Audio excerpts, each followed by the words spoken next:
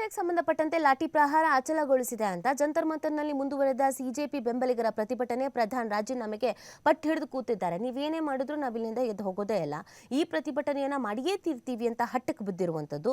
ತುರ್ತು ವಿಚಾರಣೆ ಇಲ್ಲ ಅಂತ ದೆಹಲಿ ಹೈಕೋರ್ಟ್ ಹೇಳ್ತಾ ಇದೆ. ಚಲೋ ಸಂಸತ್ ಪ್ರತಿಭಟನಾ ಮೆರವಣಿಗೆಯಲ್ಲಿ ಭಾಗವಹಿಸಿದ ವಿದ್ಯಾರ್ಥಿಗಳ ಮೇಲೆ ದೆಹಲಿ ಪೊಲೀಸರು ಪ್ರಯೋಗಿಸಿದ್ದಾರೆ ಎಂಬ ಕುರಿತು ಸಲ್ಲಿಕೆ ಆಗಿದ್ದಂಥ ಅರ್ಜಿಯ ತುರ್ತು ವಿಚಾರಣೆಗೆ ದೆಹಲಿ ಹೈಕೋರ್ಟ್ ಮಂಗಳವಾರ ನಿರಾಕರಿಸಿದೆ. ನ್ಯಾಯಾಲಯವನ್ನು ಇದಕ್ಕೆಲ್ಲ ತರಬೇಡಿ ಅಂತ ಹೈಕೋರ್ಟ್ನ ಮುಖ್ಯ ನ್ಯಾಯಮೂರ್ತಿ ಡಿ.ಕೆ. ಉಪಾಧ್ಯಾಯ ಮತ್ತು ನ್ಯಾಯಮೂರ್ತಿ ತೇಜಸ್ ಕಳಿಯಾ ಅವರ ಪೀಠ ಹೇಳಿದೆ. ನಾವು ಬುಧವಾರ ಈ ಅರ್ಜಿಯನ್ನು ವಿಚಾರಣೆ ನಡೆಸ್ತೀವಿ ಅಂತ ಅವರ ಅಭಿಪ್ರಾಯವನ್ನು ವ್ಯಕ್ತಪಡಿಸಿದ್ದಾರೆ. ಇನ್ನು ಚಾಟ್ ಸಂದೇಶಗಳು ಅಪ್ಲಿಕೇಶನ್ಗಳನ್ನು ಪರಿಶೀಲನೆ ಮಾಡ್ತಾ ಇದ್ದಾರಂತೆ. ಹಿಂಸಾಚಾರಕ್ಕೆ ತಿರುಗಿದ ಕಾಕ್ರೋಚ್ ಜನತಾ ಪಾರ್ಟಿಯ ಸೋಮವಾರದ ಸಂಸತ್ ಚಲೋ ಮೆರವಣಿಗೆ ಕುರಿತು ತನಿಖೆಯನ್ನು ಆರಂಭಿಸಿರುವಂತಹ ದೆಹಲಿ ಪೊಲೀಸರು ಪ್ರತಿಭಟನಾಕಾರರ ನಡುವೆ ವಿನಿಮಯವಾಗಿರುವಂತಹ ಚಾಟ್ ಸಂದೇಶಗಳ ಪರಿಶೀಲನೆಯನ್ನ ಮಾಡಲಾಗಿದೆ ಅನ್ನೋದು ಗೊತ್ತಾಗ್ತಾ ಇದೆ. ಸಂಭಾವ್ಯ ಇಂಟರ್ನೆಟ್ ಸ್ಥಗಿತದ ಸಂದರ್ಭದಲ್ಲೂ ಸಂಪರ್ಕ ಕಾಯ್ದುಕೊಳ್ಳುವ ಹಾಗೂ ನಿರ್ದಿಷ್ಟ ಉದ್ದೇಶಕ್ಕಾಗಿ ಪ್ರಾಣ ತ್ಯಾಗ ಮಾಡುವ ಮನಸ್ಥಿತಿ ಕುರಿತ ಸಂದೇಶಗಳು ವಿನಿಮಯ ಆಗಿರುವುದನ್ನು ಪೊಲೀಸರು ಇಲ್ಲಿ ಪತ್ತೆ ಹಚ್ಚಿದ್ದಾರೆ ಅನ್ನೋದು ಗೊತ್ತಾಗ್ತಾ ಇದೆ. ಸಂಭಾವ್ಯ ಇಂಟರ್ನೆಟ್ ಸ್ಥಗಿತದ ಸಂದರ್ಭದಲ್ಲಿ ಸಂಪರ್ಕ ಕಾಯ್ದುಕೊಳ್ಳುವಂತಹ ಹಾಗೂ ನಿರ್ದಿಷ್ಟ ಉದ್ದೇಶಕ್ಕಾಗಿ ಈ ಚಾಟ್ ಮಾಡಲಾಗಿದೆ. ಈ ಚಾಟ್ ಸಂದೇಶಗಳ ಸತ್ಯಾನುಸತ್ಯತೆ ಮತ್ತು ಅದರಲ್ಲಿ ಭಾಗಿಯಾದ ವ್ಯಕ್ತಿಗಳ ಗುರುತುಗಳನ್ನು ತನಿಖಾಧಿಕಾರಿಗಳು ಪರಿಶೀಲಿಸ್ತಾ ಇದ್ದಾರೆ ಅಂತ ಉನ್ನತ ಮೂಲಗಳು ಮಂಗಳವಾರ ತಿಳಿಸಿದೆ. ಇನ್ನು ಮೆರವಣಿಗೆ ಸಂದರ್ಭದಲ್ಲಿ ಪೊಲೀಸರು ನೆಟ್ವರ್ಕ್ ಜಾಮರ್ ಬಳಸಿದ್ರೆ ಇಂಟರ್ನೆಟ್ ಸೇವೆ ವ್ಯತ್ಯಯ ಆಗತ್ತೆ. ಆಗ ಸಂವಹನ ಮುಂದುವರಿಸುವುದು ಹೇಗೆ? ಗುಂಪಿನೊಂದಿಗೆ ಮಾಹಿತಿ ವಿನಿಮಯ ಮಾಡಿಕೊಳ್ಳೋದಕ್ಕೆ ಪರ್ಯಾಯ ಯಾವ ಮಾರ್ಗಗಳನ್ನು ಬಳಸಬಹುದು ಎಂಬ ಇತ್ಯಾದಿ ವಿಷಯಗಳ ಕುರಿತು ಚರ್ಚೆ ನಡೆದಿರುವುದನ್ನು ಪತ್ತೆ ಮಾಡಲಾಗಿದೆ ಅಂತ ಹಿರಿಯ ಅಧಿಕಾರಿಯೊಬ್ಬರು ತಿಳಿಸಿದ್ದಾರೆ. ಇನ್ನು ಬ್ಲೂಟೂತ್ ಸಿಗ್ನಲ್ಗಳನ್ನು ಬಳಸಿಕೊಂಡು ಕಾರ್ಯನಿರ್ವಹಿಸಬಲ್ಲ ಕೆಲ ಅಪ್ಲಿಕೇಶನ್ಗಳ ಬಗ್ಗೆಯೂ ಕೂಡ ಪ್ರತಿಭಟನಾಕಾರರು ಸಲಹೆ ನೀಡಿದ್ರು ಮತ್ತು ಅವುಗಳ ಲಿಂಕ್ಗಳನ್ನು ಹಂಚಿಕೊಂಡಿದ್ರು ಅಂತಲೂ ಕೂಡ ಹೇಳಲಾಗ್ತಾ ಇದೆ. ಪ್ರತಿಭಟನಾ ಸ್ಥಳಕ್ಕೆ ಬರುವ ಮುನ್ನ ಗುಂಪಿನ ಎಲ್ಲ ಸದಸ್ಯರು ಒಂದೇ ರೀತಿಯಲ್ಲಿ ಅಪ್ಲಿಕೇಶನ್ ಇನ್ಸ್ಟಾಲ್ ಮಾಡಿಕೊಂಡು ಸಂಪರ್ಕವನ್ನು ಖಚಿತಗೊಳಿಸಿಕೊಳ್ಳುವುದಕ್ಕೆ ಸಂದೇಶವನ್ನು ತಿಳಿಸಿದ್ದಾರೆ ಅನ್ನೋದು ಗೊತ್ತಾಗ್ತಾ ಇದೆ. ಪ್ರತಿಭಟನೆ ವೇಳೆ ಯಾರಾದರೂ ಮೃತಪಟ್ಟರೆ ಭವಿಷ್ಯದ ಪೀಳಿಗೆ ಅವರ ತ್ಯಾಗವನ್ನು ನೆನಪಿಸಿಕೊಳ್ಳುತ್ತೆ, ಅಲ್ಲದೆ ಇದರಿಂದ ಸರ್ಕಾರದ ಮೇಲೆ ಒತ್ತಡ ಹೆಚ್ಚಾಗುತ್ತೆ ಎಂಬ ಸಂದೇಶವೂ ಕೂಡ ವಿನಿಮಯ ಆಗಿದೆ. ಸಿಸಿಟಿವಿ ಕ್ಯಾಮೆರಾಗಳು ದೃಶ್ಯಗಳು, ಡ್ರೋನ್ ಕ್ಯಾಮೆರಾ ದೃಶ್ಯಗಳು, ಮೊಬೈಲ್ನ ಫೋನ್ ವಿಡಿಯೋಗಳು ಮತ್ತು ಇತರ ಎಲೆಕ್ಟ್ರಾನಿಕ್ ಪುರಾವೆಗಳ ಜೊತೆಗೆ ಡಿಜಿಟಲ್ ವಿಷಯಗಳನ್ನು ವಿಶ್ಲೇಷಿಸಲಾಗುವುದು ಅಂತಲೂ ಕೂಡ ಇದೇ ಸಂದರ್ಭದಲ್ಲಿ ಹೇಳಲಾಗಿದೆ. ಇನ್ನು ಪ್ರತಿಭಟನಾ ನಿರತರಿಗೆ ಊಟ ಆರ್ಡರ್ ಅಂತೆ. ಈ ಜಂತರ್ ಮಂತರ್ನಲ್ಲಿ ಪ್ರತಿಭಟನೆ ನಡೆಸ್ತಾ ಇದ್ದದ್ದಾಗಿ ಮುಂಬೈನ ವ್ಯಕ್ತಿಯೊಬ್ಬರು ಆನ್ಲೈನ್ನಲ್ಲಿ ಊಟ ಆರ್ಡರ್ ಮಾಡಿರುವಂತಹ ವಿಡಿಯೋ ಸಾಮಾಜಿಕ ಜಾಲತಾಣದಲ್ಲಿ ಸಿಕ್ಕಾಪಟ್ಟೆ ವೈರಲ್ ಆಗ್ತಾ ಇದೆ. ಭಾರಿ ಮಳೆ ನಡುವೆಯೂ ಡೆಲಿವರಿ ಬಾಯ್ ಒಬ್ಬರು ಪ್ರತಿಭಟನಾ ಸ್ಥಳಕ್ಕೆ ಆಹಾರದ ಪೊಟ್ಟಣಗಳನ್ನು ತಂದರು. ಅನುಜ್ ರಾವತ್ ಎಂಬ ವ್ಯಕ್ತಿಯು ನಿಮಗಾಗಿ ಊಟವನ್ನು ಆರ್ಡರ್ ಮಾಡಿದ್ದಾರೆ, ಹಸಿದು ಯಾರಿಗಾದರೂ ಸಮಸ್ಯೆ ಆಗ್ಬೋದು, ಹಾಗಾಗಿ ನೀವು ಊಟ ತಗೋಬೇಕು ಅಂತ ಸೂಚಿಸಿದ್ದಾರೆ. ಈಗಾಗಲೇ ಆನ್ಲೈನ್ ಮುಖಾಂತರವಾಗಿ ಹಣವನ್ನು ಪಾವತಿಸಿದ್ದಾರೆ, ಯಾರಾದರೂ ತೆಗೆದುಕೊಂಡು ಊಟ ಮಾಡಬಹುದು ಅಂತ ಡೆಲಿವರಿ ಬಾಯ್ ಹೇಳಿರುವಂಥ ವಿಡಿಯೋ ಇದೀಗ ಸಾಮಾಜಿಕ ಜಾಲತಾಣದಲ್ಲಿ ಸಿಕ್ಕಾಪಟ್ಟೆ ವೈರಲ್ ಆಗ್ತಾ ಇದೆ. ಕೆಲವರು ಹಾಗಿರ್ತಾರಲ್ಲ, ಹಸ್ಕೊಂಡಿರಬಾರ್ದು ಅಥವಾ ಪ್ರತಿಭಟನೆ ಮಾಡ್ತಾ ಇದ್ದಾರೆ, ಪಾಪ ಇವ್ರುಗಳಿಗೆ ಸಮಸ್ಯೆ ಆಗಬಾರ್ದು ಅಂತ ಆನ್ಲೈನ್ ಮುಖಾಂತರವಾಗಿ ಆರ್ಡರ್ ಮಾಡಿದ್ದಾರೆ. ಇದಕ್ಕೆ ಯಾವುದೇ ರೀತಿಯಾದಂಥ ಬಣ್ಣ ಕಟ್ಟೋದು ಬೇಕಾಗಿಲ್ಲ. ಯಾರೋ ಪೊಲಿಟಿಕಲ್ ಲೀಡರ್ಸ್ ಮಾಡಿದ್ದಾರೆ, ಇನ್ನೊಂದು ಮತ್ತೊಂದು ಅಂತ. ನಮ್ಮಲ್ಲಿ ಇನ್ನೂ ಕೂಡ ಮಾನವೀಯತೆ ಅನ್ನೋದು ಜೀವಂತವಾಗಿದೆ ಅನ್ನೋದಕ್ಕೆ ಇವೆಲ್ಲ ಸಾಕ್ಷಿಗಳು. ನಾವಾಯಿತು, ನಮ್ಮ ಕೆಲಸ ಆಯಿತು, ಟಿ ವಿ ನೋಡು, ಹಾಗಾಳೋ ಪ್ರತಿಭಟನೆ ಹೊಡಿತಿದ್ದಾರೆ ನೋಡಿ.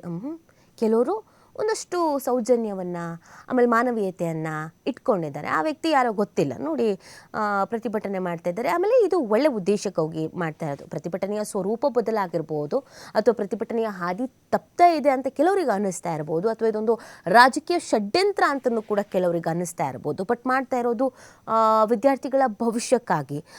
ಹೀಗಿರಬೇಕಾದ್ರೆ ಕೆಲವರು ತಲೆ ತಿರುಗಿ ಬೀಳೋದು ಅಥವಾ ಏಜ್ ಫ್ಯಾಕ್ಟ್ ಈ ಥರದ್ದೆಲ್ಲ ಇರುತ್ತೆ ಅಲ್ಲ, ಹಾಗಾಗಿಲ್ಲ, ನೀವೆಲ್ಲ ಊಟ ಮಾಡಬೇಕಂತೆ ಆರ್ಡರ್ ಮಾಡಿದ್ದಾರೆ, ದುಡ್ಡು ಪೇ ಮಾಡಿದ್ದಾರೆ, ತಗೊಳ್ಳಿ ಅಂತ ಕೊಟ್ಟಿದ್ದಾರೆ. ಗೊತ್ತಿಲ್ಲ ಆ ವ್ಯಕ್ತಿಗೆ ಯಾರು ಅಂತ. ಈ ಪ್ರತಿಭಟನೆಗೆ ಆ ಮುಖಾಂತರವಾಗಿ ಅವರೊಂದು ಸಪೋರ್ಟ್ ಅಥವಾ ಸಾಥ್ ಕೊಡುವಂಥ ಕೆಲಸವನ್ನು ಮಾಡಿದ್ದಾರೆ. ಇನ್ನು ಇದೇ ವಿಚಾರಕ್ಕೆ ಸಂಬಂಧಪಟ್ಟಂತೆ ನಮ್ಮ ಸಿ.ಎಂ ಡಿ.ಕೆ. ಶಿವಕುಮಾರ್ ಅವರು ಒಂದು ಪ್ರತಿಕ್ರಿಯೆ ಕೊಟ್ಟಿದ್ದಾರೆ. ಅವರು ಕೂಡ ಪ್ರತಿಭಟನೆಯಲ್ಲಿ ಭಾಗಿಯಾಗಿದ್ದರು ನಿನ್ನೆ. ಅವರು ಏನು ಹೇಳ್ತಿದ್ದಾರೆ ಅಂತಂದರೆ, ಕಾಂಗ್ರೆಸ್ನ ನಾಯಕರನ್ನು ಪೊಲೀಸರು ಬಂಧಿಸುವುದನ್ನು ಖಂಡಿಸಿ ಬೆಂಗಳೂರಿನ ಲೋಕಭವನದ ಎದುರು ನಮ್ಮ ಕಾರ್ಯಕರ್ತರು ಪ್ರತಿಭಟನೆಯನ್ನು ನಡೆಸಿದ್ರು ಅಂತ ಮುಖ್ಯಮಂತ್ರಿ ಡಿ.ಕೆ. ಶಿವಕುಮಾರ್ ಅವರು ತಿಳಿಸಿದ್ದಾರೆ. ಮಂಗಳವಾರ ಸುದ್ದಿಗಾರರ ಜೊತೆಗೆ ಮಾತನಾಡಿದ ಅವರು, ನಾವು ಪ್ರಧಾನಿ ನಿವಾಸದ ಬಳಿ ಸೌಮ್ಯ ಪ್ರತಿಭಟನೆ ನಡೆಸ್ತಾ ಇದ್ವಿ, ಆಗ ಪೊಲೀಸರು ದಾಳಿ ನಡೆಸಿದ್ರು. ಅಲ್ಲಿ ಕೂರೋದಕ್ಕೂ ಕೂಡ ಬಿಡ್ತಾ ಇರಲಿಲ್ಲ, ಮಾತಾಡೋಕ್ಕೂ ಬಿಡ್ತಾ ಇರಲಿಲ್ಲ. ಇದು ತುರ್ತು ಪರಿಸ್ಥಿತಿಗಿಂತ ಹೇಯ ಕೃತ್ಯ ಅನ್ನೋದನ್ನು ಅವರು ಇದೇ ಸಂದರ್ಭದಲ್ಲಿ ಹೇಳಿದ್ದಾರೆ. ಸೊ ನಮ್ಮ ರಾಜ್ಯದಿಂದ ಹೋಗಿದ್ದಂಥ ನಾಯಕರುಗಳು ಕೂಡ ಈ ಒಂದು ಪ್ರತಿಭಟನೆಯಲ್ಲಿ ಭಾಗಿಯಾಗಿದ್ದರು. ನಾವಿನ್ನು ಪ್ರಾಪರ್ ಪ್ಲ್ಯಾನ್ ಮಾಡ್ಕೊಂಡು ಹೋಗಬೇಕು ಅಂತೇನು ಹೋಗಿರಲಿಲ್ಲ, ನಾರ್ಮಲ್ ಆಗಿ ಹೋಗಿದ್ದು. ಬಟ್ ಅಲ್ಲಿನ ಪರಿಸ್ಥಿತಿ ಈ ಮಟ್ಟಕ್ಕೆ ತಂತು ಅನ್ನೋದನ್ನು ಕೂಡ ಹೇಳ್ತಾ ಇದ್ದಾರೆ. ಇನ್ನು ಇದೇ ಸಂದರ್ಭದಲ್ಲಿ ಸದನದಲ್ಲಿ ಈ ವಿಚಾರ ಚರ್ಚೆಗೆ ಸರ್ಕಾರ ಸಿದ್ಧ ಅಂತ ಹೇಳ್ತಾ ಇರೋದು. ನೀಟ್ ಪರೀಕ್ಷೆ ಮತ್ತು ಅದಕ್ಕೆ ಸಂಬಂಧಿಸಿದ ಚಳುವಳಿಗಳು ಸೇರಿದಂತೆ ಎಲ್ಲ ವಿಷಯಗಳ ಕುರಿತು ಸಂಸತ್ನಲ್ಲಿ ಚರ್ಚೆಗೆ ಸರ್ಕಾರ ಸಿದ್ಧ ಇದೆ ಅಂತ ಕೇಂದ್ರ ಸಚಿವ ಜಿತೇಂದ್ರ ಸಿಂಗ್ ಅವರು ತಿಳಿಸ್ತಾ ಇದ್ದಾರೆ. ರಾಹುಲ್ ನಮ್ಮ ವಿನಂತಿಗೆ ಕಿವಿ ಕೊಡಲಿಲ್ಲ, ಬದಲಾಗಿ ಧರ್ಮೇಂದ್ರ ಪ್ರಧಾನ್ ಕೂಡಲೇ ರಾಜೀನಾಮೆ ನೀಡಲೇಬೇಕು ಅಂತ ಹಠ ಹಿಡಿದ್ರು. ಇಂಥ ನಡವಳಿಕೆ ಅವರ ಸ್ಥಾನಮಾನಕ್ಕೆ ಸರಿ ಹೋಗೋದಿಲ್ಲ. ನೀಟ್ನಂತಹ ಗಂಭೀರ ವಿಷಯದ ಬಗ್ಗೆ ಸದನದಲ್ಲಿ ಚರ್ಚಿಸೋಕೆ ಕಾಂಗ್ರೆಸ್ನಿಂದ ಯಾವುದೇ ನೋಟಿಸ್ ಬಂದಿಲ್ಲ. ಅವರ ನಡವಳಿಕೆ ಪ್ರಜಾಪ್ರಭುತ್ವದ ತತ್ವಗಳಿಗೆ ವಿರುದ್ಧ ಅಂತ ಇವ್ರು ಹೇಳ್ತಾ ಇದ್ದಾರೆ. ಅಂದರೆ ಇವ್ರು ಇನ್ನೂ ರಾಜೀನಾಮೆ ಕೊಡಿಸೋ ವಿಚಾರಕ್ಕೆ ಸಬೂಬು ಅಥವಾ ಸಮರ್ಥನೆಯನ್ನೇ ಕೊಟ್ಕೊಂಡು ಬರ್ತಾ ಇದ್ದಾರೆ. ಅಲ್ಲ, ಆಮೇಲೆ ರಾಜೀನಾಮೆ ಕೊಟ್ಟಿದ ತಕ್ಷಣ ಎಲ್ಲ ಸರಿ ಹೋಗ್ಬಿಡುತ್ತಾ? ಇದೊಂದು ಕಾಮನ್ ಡೈಲಾಗು. ಏನ್ರಿ ಅವ್ರು ರಾಜೀನಾಮೆ ಕೊಟ್ಟಿದ ತಕ್ಷಣ ಎಲ್ಲ ಸರಿ ಹೋಗುತ್ತಾ ಅಂತ? ಸರಿ ಹೋಗಲ್ಲ. ಬಟ್ ಎಲ್ಲಿ ತಪ್ಪಾಗುತ್ತೆ ಅಲ್ಲಿ ಶಿಕ್ಷೆ ಆಗಬೇಕು ಅಲ್ವಾ? ತಪ್ಪು ಮಾಡಿದವ್ರಿಗೆ ಶಿಕ್ಷೆ ಅನ್ನೋದು ಕೊಡಬೇಕು ಅಲ್ವಾ? ಅಟ್ಲೀಸ್ಟ್ ಈ ಪ್ರಾಯಶ್ಚಿತ ಅನ್ನೋದಿರುತ್ತಲ್ಲ, ಅದಾದರೂ ಆಗಬೇಕಲ್ಲ, ಅದು ಆಗಿಲ್ಲ ಅಂತ. ಇನ್ನು ಪೊಲೀಸರ ದೌರ್ಜನ್ಯ ಕಂಡು ನಿರಶನ ಮುಂದುವರಿಸುವುದಕ್ಕೆ ಸೋನಂ ನಿರ್ಧರಿಸಿರೋದು. ಪ್ರತಿಭಟನಾಕಾರರ ಒತ್ತಾಯಕ್ಕೆ ಮಣಿದು ಸೋನಂ ಅವರು ತಮ್ಮ ನಿರಶನವನ್ನು ಕೈ ಬಿಡೋದಕ್ಕೆ, ಉಪವಾಸ ಇದ್ರಲ್ಲ ಅದನ್ನು ಕೈ ಬಿಡೋದಕ್ಕೆ ಅಂತ ಮುಂದಾಗಿದ್ರು. ಆದರೆ ಮತ್ತೆ ಈ ದೌರ್ಜನ್ಯ ಇದೆಲ್ಲವನ್ನು ಅವರು ಒಂದು 21 ಡೇಸ್ ಆ ಲೆಕ್ಕಾಚಾರದಲ್ಲಿ ಉಪವಾಸ ಇದ್ದರು. ಎಲ್ಲರೂ ಅವ್ರಿಗೆ ಮನವಿ ಮಾಡಿಕೊಂಡ್ರು, ನಮ್ಮ ಜೀವಕ್ಕಿಂತ ಹೆಚ್ಚೇನೂ ಇಲ್ಲ, ನೀವು ಹೀಗೆಲ್ಲ ಮಾಡಿದ್ರೆ ತಪ್ಪಾಗತ್ತೆ, ಬದುಕಿದ್ದು ಹೋರಾಟವನ್ನು ಮಾಡಬೇಕು, ಧ್ವನಿಯನ್ನು ಎತ್ತಬೇಕು ಅಂತ. ಸೊ ಆ ಕಾರಣಕ್ಕಾಗಿ ಅವ್ರದ್ದೊಂದು ಸ್ವಲ್ಪ ಹೆಲ್ತು ಅಪ್ಸೆಟ್ ಆಗಿತ್ತು. ಕೋರ್ಟ್ ಸೂಚನೆ ಕೊಡ್ತು, ಇಮಿಡಿಯೇಟಾಗಿ ಹಾಸ್ಪಿಟ್ಲಿಗೆ ಕರ್ಕೊಂಡು ಹೋಗಿ ಅಂತ.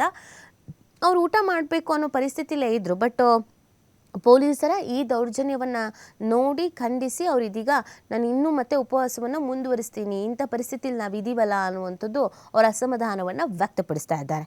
ಇನ್ನು ಪ್ರಜಾಸತ್ತಾತ್ಮಕ ಮೌಲ್ಯದ ಮೇಲೆ ದಾಳಿ. ದೆಹಲಿಯಲ್ಲಿ ವಿದ್ಯಾರ್ಥಿಗಳ ಮೇಲೆ ನಡೆದಂಥ ಕ್ರೂರ ದಾಳಿಯನ್ನು ವಿರೋಧಿಸಿ ಪ್ರಧಾನಿ ನಿವಾಸದ ಸಮೀಪ ಶಾಂತಿಯುತವಾಗಿ ಪ್ರತಿಭಟನೆ ನಡೆಸ್ತಾ ಇದ್ದವರನ್ನು ಬಂಧಿಸಿರುವುದು ಪ್ರಜಾಪ್ರಭುತ್ವದ ಮೌಲ್ಯಗಳ ಮೇಲಿನ ದಾಳಿ ಅಂತ ಸಿದ್ದರಾಮಯ್ಯನವರು ಟೀಕಿಸಿದ್ದಾರೆ. ಎಕ್ಸ್ನ ಪೋಸ್ಟ್ ಮುಖಾಂತರವಾಗಿ ಅವರು ಈ ರೀತಿಯಾಗಿ ಅಸಮಾಧಾನವನ್ನು ವ್ಯಕ್ತಪಡಿಸಿರುವಂಥದ್ದು.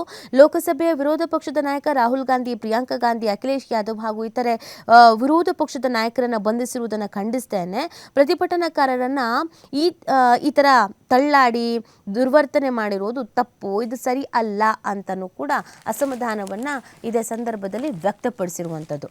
ಇನ್ನು ಈ ಪ್ರತಿಭಟನೆ ಸಂದರ್ಭದಲ್ಲಿ ಸಾಕಷ್ಟು ರೀತಿಯಾದಂಥ ವಿಜುವಲ್ಸ್ಗಳನ್ನು ನಾವು ಗಮನಿಸ್ತಾ ಇದ್ವಿ. ಅಂದರೆ ಲಾಠಿ ಚಾರ್ಜ್ ಆಗ್ತಾ ಇದ್ದಿದ್ದು, ತಲೆ ಹೊಡಿತಾ ಇದ್ದಿದ್ದು, ರಕ್ತ ಬರ್ತಾ ಇದ್ದಿದ್ದು, ಕೆಲವರು ಹೊಡೀರಿ ಅಂತ ಮುಂದಕ್ಕೆ ಬರ್ತಿತ್ತು, ಎಲ್ಲ ನಡೀತಾ ಇತ್ತು. ಇದ್ರ ಮಧ್ಯದಲ್ಲಿ ಈ ಪ್ರತಿಭಟನೆ ವೇಳೆ ಬರ್ಗರ್ ಸೇವಿಸಿದ್ರಂತೆ CJP ವಕ್ತಾರ, ಬರ್ಗರ್ ತಿಂದ್ರಂತೆ, ಅವ್ರನ್ನ ವಜಾ ಮಾಡಿದ್ದಾರೆ. ಕಾಕ್ರೋಚ್ ಜನತಾ ಪಾರ್ಟಿ ಸೋಮವಾರ ಹಮ್ಮಿಕೊಂಡಿದ್ದಂಥ ಪ್ರತಿಭಟನಾ ಮೆರವಣಿಗೆ ಮೇಲೆ ಪೊಲೀಸರು ಲಾಠಿ ಚಾರ್ಜ್ ಮಾಡ್ತಿರುವಂಥ ವೇಳೆ ಪಕ್ಷದ ವಕ್ತಾರನಾದ ವಿಜೇತ ದಹಿಯಾ ಬರ್ಗರ್ ತಿಂತಿದ್ದಂಥ ಒಂದು ವಿಡಿಯೋ ಸಾಮಾಜಿಕ ಜಾಲತಾಣದಲ್ಲಿ ಸಿಕ್ಕಾಪಟ್ಟೆ ಸುದ್ದಿ ಆಗಿತ್ತು. ನಾನು ಬರ್ಗರ್ ತಿಂದಿದ್ದೇ ಇಂದಿನ ದೊಡ್ಡ ಸುದ್ದಿ. ಒಬ್ಬ ವ್ಯಕ್ತಿ ಯಾಕೆ ಬರ್ಗರ್ ತಿಂತಾನೆ? ಹಸಿವಾದ ಕಾರಣಕ್ಕೆ ತಾನೆ. ನಾನು ಕೂಡ ಹಸಿವಾದ ಕಾರಣಕ್ಕೆ ಬರ್ಗರ್ ತಿಂದಿದ್ದೆ. ಏನಾದರೂ ಒಳ್ಳೆಯ ಆಹಾರ ತಿಂದರೆ ಮನಸ್ಸಿಗೆ ಖುಷಿ ಆಗತ್ತೆ ಅಂತೆಲ್ಲ ಅವ್ರು ಹೇಳ್ಕೊಂಡಿದ್ರು. ಆಯಿತು, ನೀವು ಬರ್ಗರ್ ತಿನ್ಕೊಂಡು ಮನೇಲೇ ಇರಿ ಅಂತ ವಜಾ ಮಾಡಿಬಿಟ್ಟಿದ್ದಾರೆ.